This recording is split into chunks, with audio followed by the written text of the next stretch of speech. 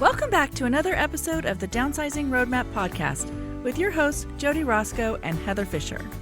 We're talking about all things downsizing, from our own experiences with clients to guest experts. Let's make downsizing easier, one conversation at a time. Hi, welcome back to Downsizing Roadmap. We are talking today about how to choose your next move. The ranch, the condo, the dream home, there's a lot of options out there. So we're going to take a look at what some of those options are, the pros and cons, and how, you can make the best decision for your family. Yep, I'm Jody Roscoe. And I'm Heather Fisher. So welcome back to talk to us. Yeah, I think this is a great topic because, we talk about our 5-step program, and step 1 is kind of being dreamy and thinking about where are we going to go. And this is exactly what we need to talk about, of where we're going to go and what kind of options there are. There's some inside the box options and there's some outside the box options that we can talk about. So yeah, absolutely. And I think that a lot of times people think downsizing is that final step before a senior living community, something like that. And I think a lot of these options are just what we talk about all the time, that planning your next stage. This could be, when your kids go off to college and you're an empty nester for the first time. This can be, so many stages. You're still working, but you're looking forward to retiring, in the near future. And just that future planning with a dream instead of just settling for whatever comes your way. Right. I mean, it could be, you're just going to right size your home. It doesn't have to even be bigger. Some people do go bigger, though. They want to, get a house for their kids to come home to. Yeah. So it is definitely just what are your next steps and what's that going to look like? Yeah. If this house isn't working for you anymore for whatever reasons. Yeah, definitely the episode about right sizing, which doesn't necessarily mean smaller. Yeah. Just fitting your current lifestyle. Yeah, or it could be vacation, like you said. It could be something totally else. So yeah. So that's what we're going to talk about today. So most common types of homes that we have for this life stage, the keys, features that you should be looking for, how to future-proof without giving up the things that you love. And then take a look at the rising trend of buying second homes or vacation homes for retirement use, and doing that maybe earlier, maybe before you're even really ready to move from the home that you have now. Yeah. And, get yourself ready for that. So that one got my wheels turning on, how can I fit that into plans? So we'll talk about that a little bit coming up. And again, these decisions earlier can really set you up for that future that you want, and perhaps being more ready to stay and age in place at that next home that you choose now, versus, finding yourself needing a change when something changes. Yes. Okay.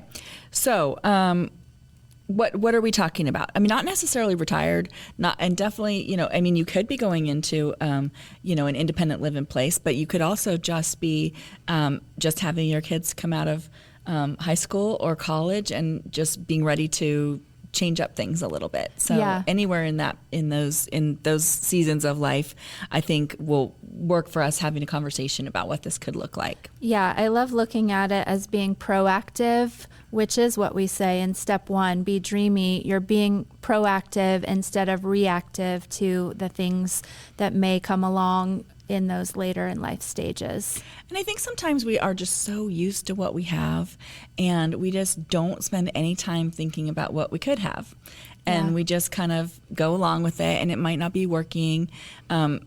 And then it might not be working a little more and even a little more, but you just kind of, as you ease into that, you just kind of don't realize what things could be different. And so we're just saying, stop and take a look and, give yourself some thought about what could be different. So common things that motivate people are, yard maintenance, like just the house is too big, the yard is too big, it's just too much to take care of. I think that we hear that a lot. Yes. Especially when you've had the kids doing some of those chores and now they're gone. So that's one common motivation. More freedom to travel or spend time with each other or with your grandkids or near your kids if they've moved, to another area. Downsizing while you're still healthy and able to control this process. I know we always talk about that a lot. Make those choices while you are making those choices and you're the one to make them. Yeah. Yeah.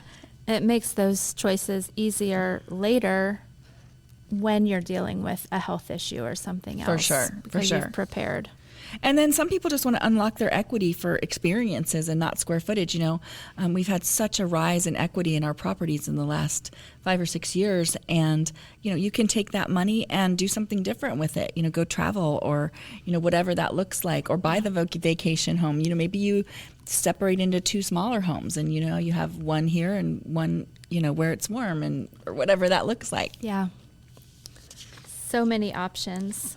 I think that, we have a stat here that 64% of retirees said their ideal retirement involves moving to a different home, and over 50% say that they do plan to downsize.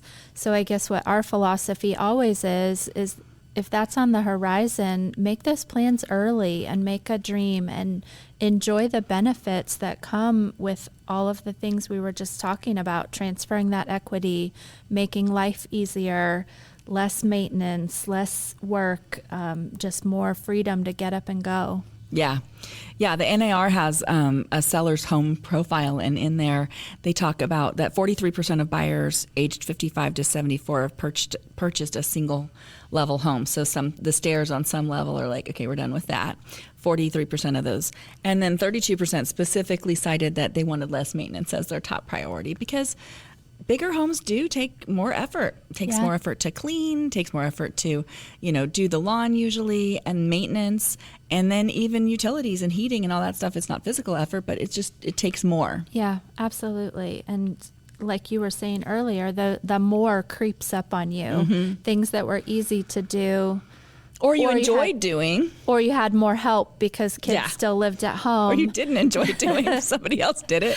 Right. But, if you had chores for those kids and things, suddenly it's all on your shoulders, and that's a different way to be living. So should we talk about some of the different home types to consider and the pros and cons? Yeah, what people are usually picking when they're making these decisions. So the absolute number one thing that people say is they want a ranch or, a single story home so that they're not going either upstairs to the bedroom, sometimes downstairs to the laundry, whatever that looks like. They want it all on one floor so that that's easy to take care of.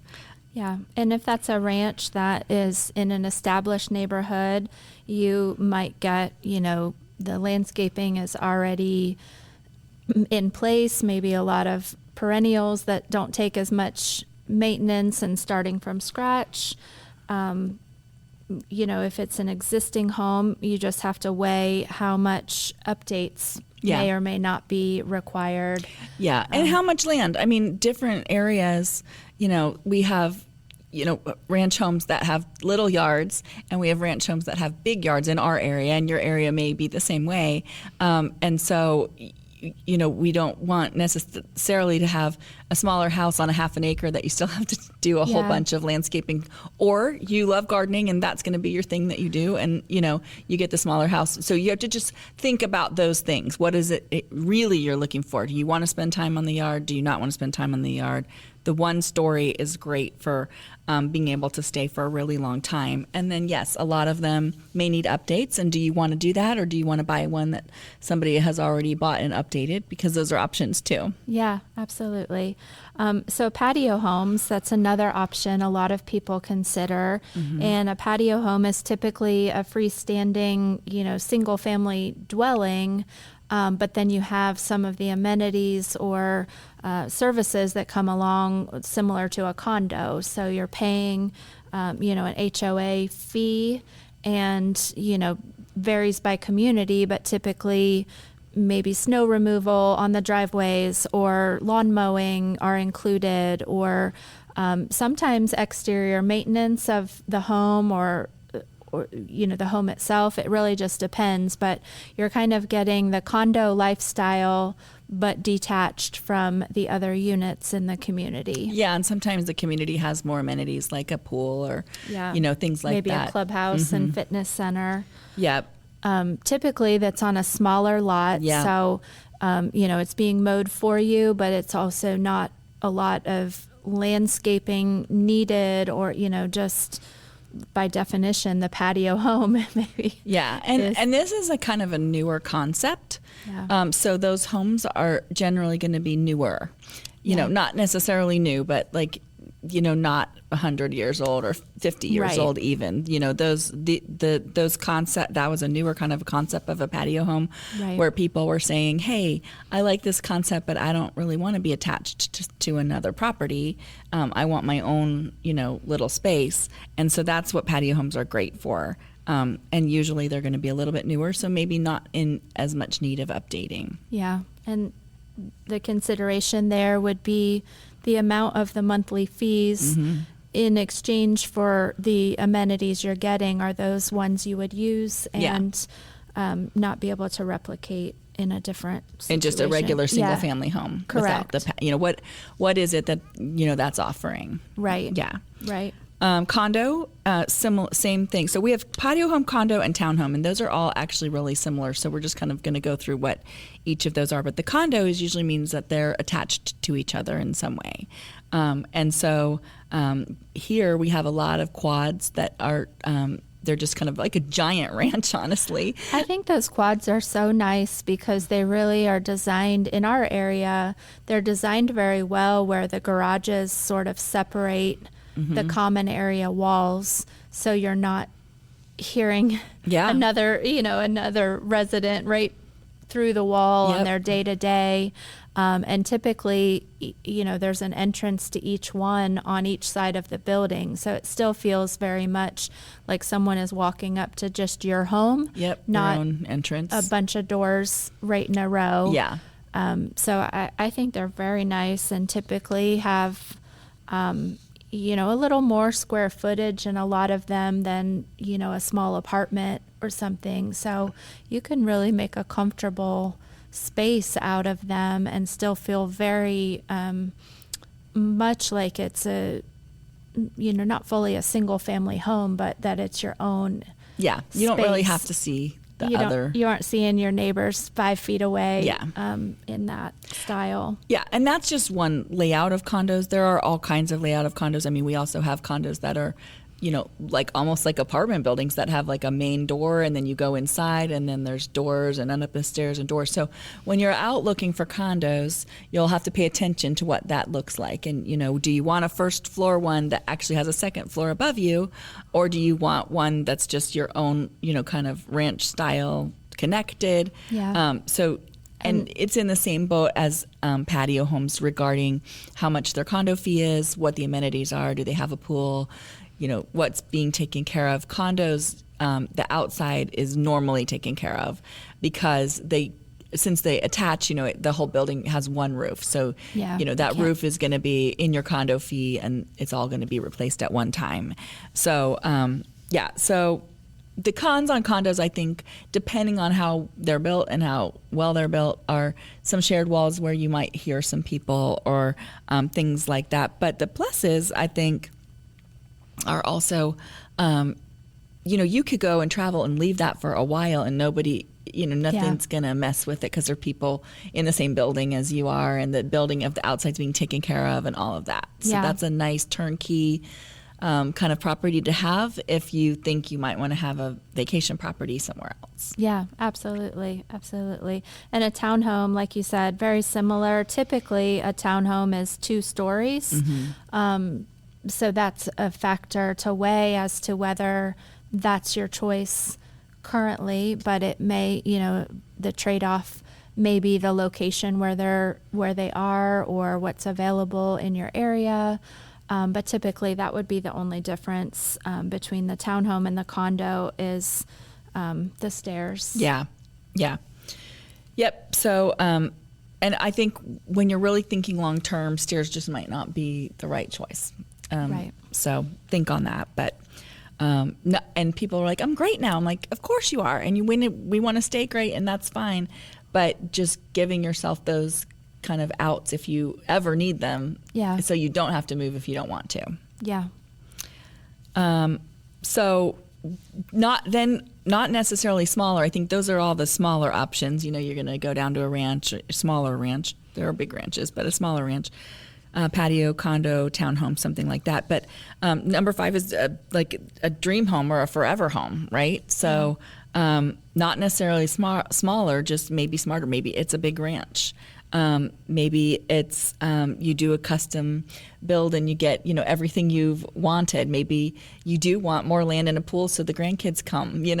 Who knows what that looks like. But well, I think there's a lot of people that they maybe had their first home way back when they were single or just married, and they had their first home, and then you kind of move to the family home. But when you're buying it, it's usually 1 or 2 kids are there, more kids coming, and you're buying that because of the needs of the kids, and you then stay because they're in their neighborhood with their friends and the school and all of that. And it wasn't your dream home for your adult lifestyle. It was your home that worked best for your family. And so you've had all these years where your income might have grown or your assets, and you've maybe paid off a good portion of that family home or fully paid it off. And now's the opportunity, instead of staying there just because it worked for the number of kids you had or that lifestyle of the younger family, like now's your time to get dreamy and really look at what amenities would I choose just now and for the future. And what we're saying on this one is, if you're doing that, just look 20 years ahead and see how you can integrate some things that you might not have thought of that you'll need later, so that you can stay in that dream home longer. Yeah. And so it might not be bigger or smaller. It might be bigger, or it might be the same size, just a different configuration. And maybe it has, like you said, different amenities. It has, a pool, or it's in an area that's, something that you just wanted to. Just the convenience of maybe, a bigger, more luxurious bathroom, or, more pampering yourself with like the choices. Gourmet kitchen if you cook, or whatever that looks like. Yeah, absolutely. Absolutely. So one strategy that we have touched on briefly earlier, but can be a really amazing thing to consider if you're, that younger, thinking about downsizing in the future, but not sure it's right for you, is the second home strategy. And this is a fantastic idea, I think, where, if you have that dream of, well, someday I want to retire to the beach or to the lake, or, I would love to live somewhere warmer, or even a location close to kids or other family, but you're not quite ready to make that full-time move. You're still working, you haven't retired yet, you still have a lot of commitments where you are now. This is an ideal win-win. And it's basically buying a second home, whether that's a condo in the new location or any of the homes we talked about, but buying it with the plan of it will work for you if you wanted to full-time make that your home when you're ready. And so you get to enjoy it on weekends or for a few weeks or months a year as a vacation home. And you could potentially rent it out when you're not there, get some income to help pay it off, or to, use that income for whatever. And then it's there waiting for you because you've made those choices when you bought it, so that it will work for you if that's your future forever home. And you're building that equity now while you're working. So 5 years from now, that house is going to cost more money than it costs now. Yeah. And some areas, you might actually price yourself out of that area by the time that you're ready. If it's 5 years or 10 years from now, when you're ready to, buy in that area, it might just be so much more expensive than it is now, especially, certain vacation areas that are specific and things like that. So, you will get the benefit while you're, have it, because it won't be rented all of the time.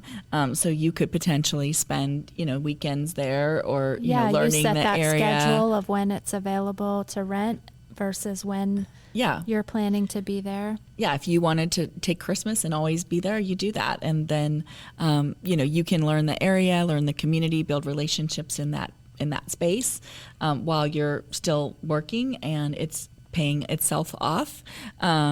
And potentially, rent it for passive income. Yeah, amazing opportunity that I definitely we do. I mean, we know people who are doing this, so that's yep.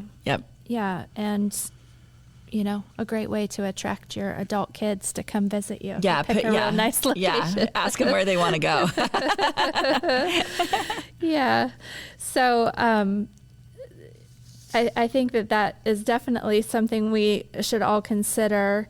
And then if you're looking to buy any of these types of homes, there's 3 L's that you should look at to decide what works for you. And this is very specific to what each of our needs are. So the 3 L's, we can talk about each of them, are location, layout, and lifestyle. Okay.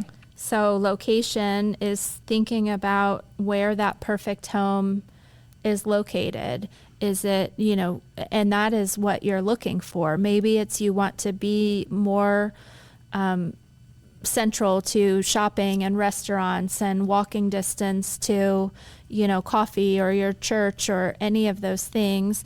Maybe the location is centered about your proximity to your family and who is going to be there to help you, and also who you just being close to grandkids.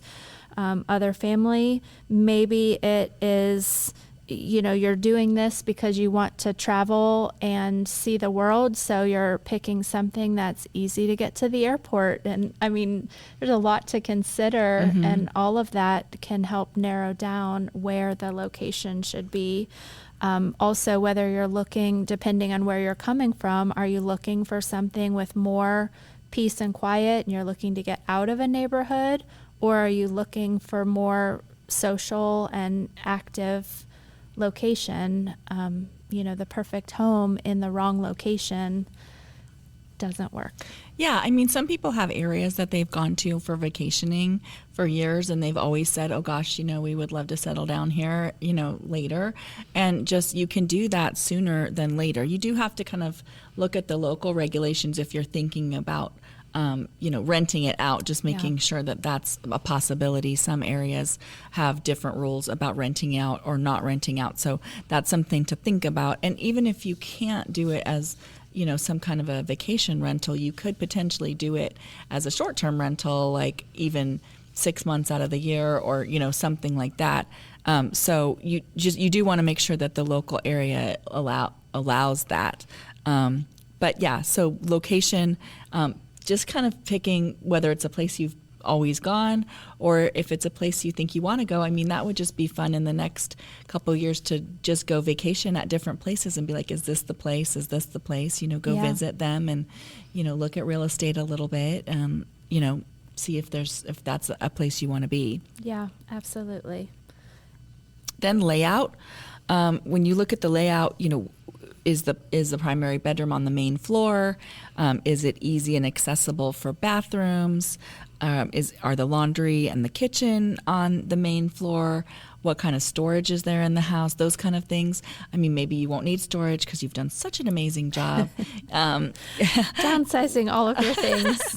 But you may need a little bit. But what does that layout look like, and is that going to work for you later down the road? Not just necessarily does it work as a vacation rental. Yeah.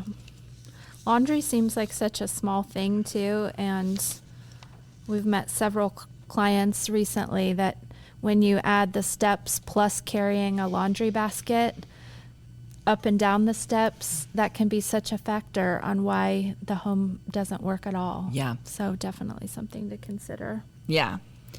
So, and then ask yourself what you're going to do in that house when you end up living there. Are you going to want to have guests? Do you need guest rooms? Do you want it to be a split, layout so that your room's on one side and the guest rooms are on the other side? What do you want that to look like? Are you still going to want a garden, or do you want a yard? Do you need space to work from home and do hobbies? What do those hobbies look like? Maybe you need an extra, shed to, do woodworking, or, something like that. Or maybe it's just a hobby room or whatever. But, start thinking about what you're going to do in those spaces. Do you want an active social community? There are plenty of communities that have clubhouses and pools that are active with their people that live there, and they do all kinds of things together. Or are you more solitude and you just kind of want to be soaking up that area yourself and not necessarily doing that. So this is all about that first step of being dreamy, honestly. Like just all of that, like what could my life look like? What would I want it to look like if I had all the choices, what would that be? And just start making lists for yourself and write down what those things are, and that picture will eventually all come into place together. Yeah, absolutely. And talking about being dreamy and doing all of that, if you're at the point where it's like, I am just going to build the home that works for me, there's a lot of ways, if you're future looking now, that you can incorporate a lot of things that will serve you well later in ways that are very, invisible and beautiful and part of the home, without having to come back and, make changes and add things. So if you are choosing a new construction community or looking to custom build, don't forget about, putting in no steps. Even if it's a ranch, we talked about this before, there can be 2 or 3 steps to get into it. Yeah. Which you don't ever even think about until you can't, do it, or somebody that you want to come be with you can't do it. Yeah. Your mom or your dad or whatever can't get up those 2 steps is really hard. And I think until you've had that happen, which I have had that happen, until you've had that happen, you don't realize, you don't even think about that you even have steps, or you don't have a handrail, or you don't have this, or you don't have that, because we just pop around the house and don't think about it. But a couple steps can be a barrier to entry. Yeah. So a no-step entry, lever-style doors, door handles. 0 entry showers. Yeah, which are beautiful. It doesn't even feel like, we're not saying, make a place that's ready to have somebody who, needs a lot of help if that's not where you're at. But those things can just be incorporated into the design of the house beautifully, and then can work later if you need to. Yeah, and I think that a lot of builders are taking pieces of this into account and naturally incorporating them into floor plans that we don't see in older homes that were built, quite 40, 50 years ago, the wider doorways. And it doesn't have to be every doorway, but having, that 3-foot wide path where someone could get into the primary bedroom and bathroom and through the main living spaces can make a world of difference if someone needs that later on. And other doorways can be smaller. It doesn't need to be the whole house, but think about what that would look like to live somewhere if you needed that. And then, of course, incorporating a lot of smart technology. There are tools to just make living in your home easier. And that's easier now and later. It's just nice. Yeah, absolutely. Absolutely. So talking about, options with new construction specifically, or finding one of these exists, but it seems there's a whole trend on multi-generational living. Mm-hmm. So I think that is an option we should talk about. Yeah. That is when you are, perhaps combining resources with that adult child and their family, or one or the other is deciding to make that investment. But really, I've noticed, a lot of builders are offering options on plans like this specifically for multi-generations to live together. Yep. And sometimes that is an attached but completely separate unit, we'll say, with maybe just a connecting door when you need to access or want to access each other's spaces. And sometimes it's just a very comfortable, mother-in-law suite is what it would be called, with the shared common areas. So lots of different ways to make that work for your family. But that is sometimes a way to overcome some of the financial pieces, to just combine that, two households into one in ways that would work for both people.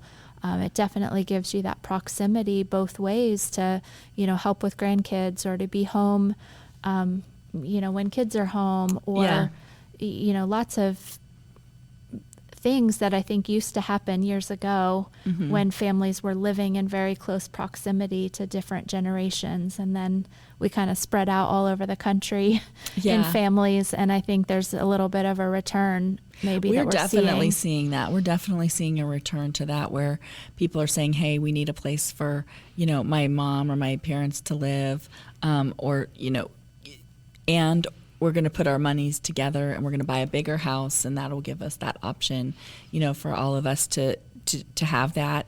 And I think having like their own little suite or area, like two separate houses, basically, all under one roof usually, but two separate kitchens and, areas that they can be. There's definitely different levels of integration, but so many options there that people are starting to consider, and it's a really great way to be close enough but still have your independence and just know that someone's there for you and you're there for someone else. And we're usually when we're talking about this with people, it's the parents not always needing a whole bunch of help. It's just they might want to be at their vacation home, 6 months out of the year, and they, need a place to stay in the, the off season of that, and being able to get the kids off the bus is super useful, and having your grandparents in your life is really an amazing gift, and so there's just so many pluses that can happen around it. Yeah, I think it's a way people are sharing their resources or that generational wealth as well, sharing it now versus this is years later. If you have that ability to put that financial stake into that house, if you're also helping your adult kid and their family as well, that can be a great thing that people like to do. Well, and giving them that gift now instead of when you're gone, just giving that earlier and letting them reap the benefit of that, and yourself being there. And you're reaping the benefit of being so close and having that family dynamic all together. So all kinds of options when we're talking about where could we go next, right? So from the ranch home to the condo to the multi-generational home to the dream home, to the vacation home, there are just so many things that you can think about and different ways that you can plan out what might be coming next. So I guess what we're saying is start dreaming, Be dreamy and be creative, and then let us know how we can help turn that into what you're looking for. As real estate agents, this is what we do, and have a whole network of agents all over, the country that can help you take that dream into which option ticks those boxes, and you have more options than you think. Yeah, absolutely. So reach out to us at downsizingroadmap.com. If you need an agent or if you're in our area, we can help you. And start thinking about all of those things that you can do, and we will definitely help you find the right home that fits whatever that dream is that you're trying to create. Yeah, absolutely. Thanks, Jody. We'll see you guys next time. See you next time. Thanks for joining us on the Downsizing Roadmap podcast. If you found this episode helpful, be sure to subscribe, leave us a review, and share it with someone who might need a little downsizing inspiration. Have questions or ideas for future episodes? Reach out to us on our website, www.downsizingroadmap.com. Until next time, let's keep simplifying and moving forward.